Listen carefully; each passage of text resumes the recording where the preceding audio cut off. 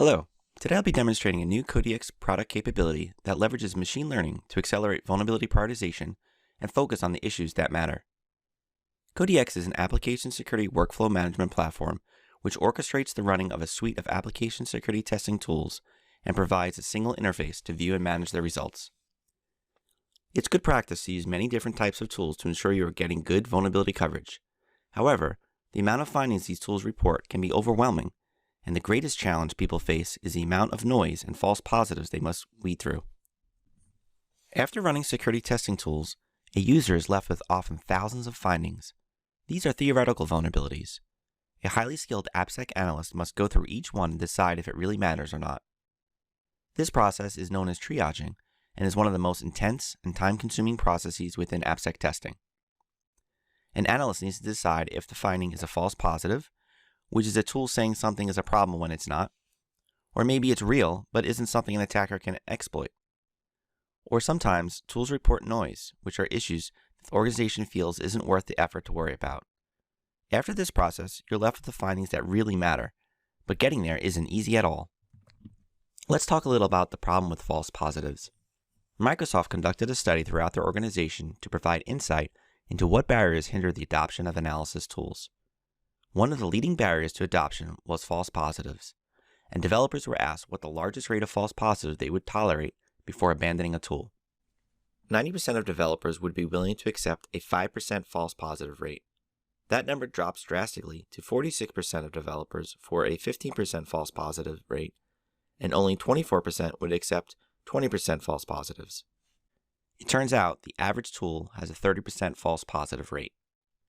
Google also published a study regarding their lessons learned from trying to gain adoption of analysis tools, and they found only a 10% effective false positive rate is acceptable for adoption. They consider an effective false positive to be any issue a developer decided not to act on for whatever reason. This will be much more than the actual false positives where a tool is blatantly wrong. I mentioned how triaging is very difficult. According to an IEEE security and privacy publication, it takes on average 10 minutes to triage each finding. That's not fixing the issue, that's just determining if you should try and fix it or just dismiss the issue as not relevant. And it turns out only 34% of those findings being reviewed actually matter. Let's dig a little deeper into that number. The National Institute of Standards and Technology, or NIST, has conducted many tool effectiveness evaluation studies over the years called the Static Analysis Tool Exposition, or SATE.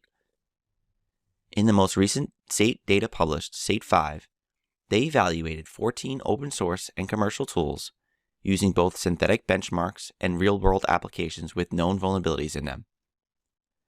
They found the average tool reported 30% false positives and 36% insignificant, which are true issues but not really useful.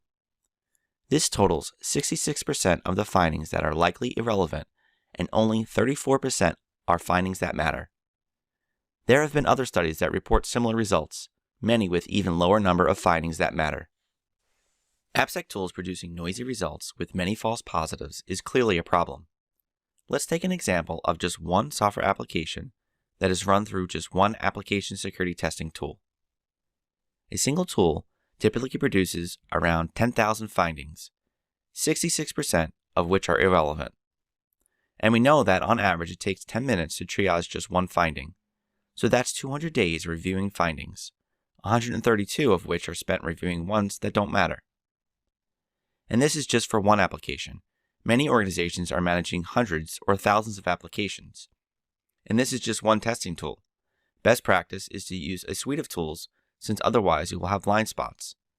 So how are you going to scale with this problem? You can't just add more people to review each finding one by one manually. That is costly and timely, and where are you going to find that skilled staff? Let's see how CodeDx's machine learning can help you focus on what matters and make your process more efficient. Let's say you have several applications that are getting scanned. This gets sent to an analyst to review, as you are probably doing today, where he or she will flag some findings as important and others as irrelevant. That information, along with descriptive feature information about the findings, are sent to CodeDx's TriageAssistant engine. Machine learning is then used to automatically recommend which findings to act on and which to ignore based on prior triage decisions of similar warnings. These predictions are tailored to your organization across all your tools and applications, and this can work within your firewall so you don't have to be concerned with sensitive data being exposed. So now, instead of a human analyst performing triage, CodeDx's TriageAssistant automatically predicts which findings are important based on past triage decisions. Every 240 findings automatically categorized saves 1 week of manual effort. Now let's see how well this works. In order to see how well our model performed and to help in the selection of the optimal model, we reached out to 5 of our existing users, as well as our own internal usage of CodeDx within our development process. This provided us with over 1 million labeled findings and feature data that we could then analyze. A portion of that data was used to train, then predictions were made on the remaining and compared with ground truth to measure the accuracy of the classification model using various metrics. One metric was precision, which tells us how much we can trust that CodeDx is accurately predicting irrelevant findings. For every time it said a finding was false positive, what percentage was correct? This is most important because it would be bad to report something as false positive if it was a true issue. Recall is a measure of how many irrelevant findings were predicted out of all of the irrelevant findings. How many false positives did it fail to identify?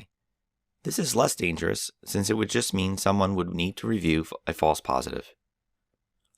F1 score is the harmonic mean of precision and recall. And finally, accuracy is the percentage of findings correctly predicted as relevant or irrelevant. CodeDx averaged 99.31% accuracy across all the 6 datasets analyzed. The great thing about the way this works is the model is going to be created just for you as you use it within your organization and continue to learn on its own based on your specific usage and preferences. Let's see this in action. For this instance of CodeDx, we've already done some triage on other projects, and CodeDx has already trained based on this. By default, CodeDx will retrain each night, although you can also trigger this manually if desired. Let's drill in on the details of a single finding.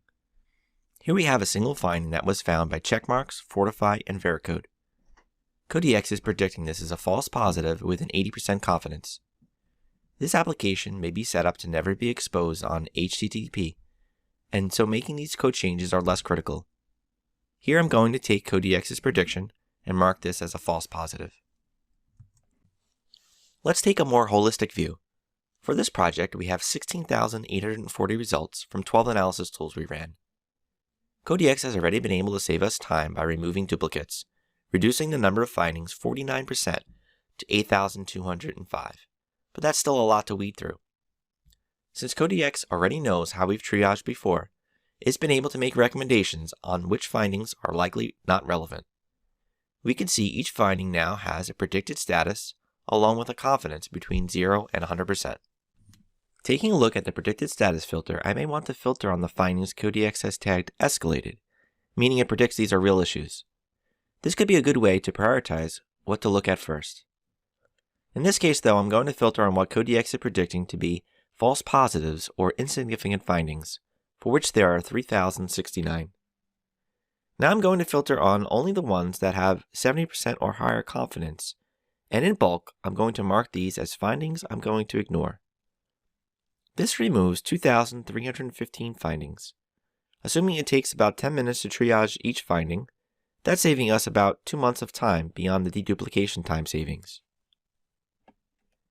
If you're struggling with large volumes of findings to weed through and looking for automation to help improve your team's productivity and increase the adoption of analysis tools, give our latest version of CodeDx a try.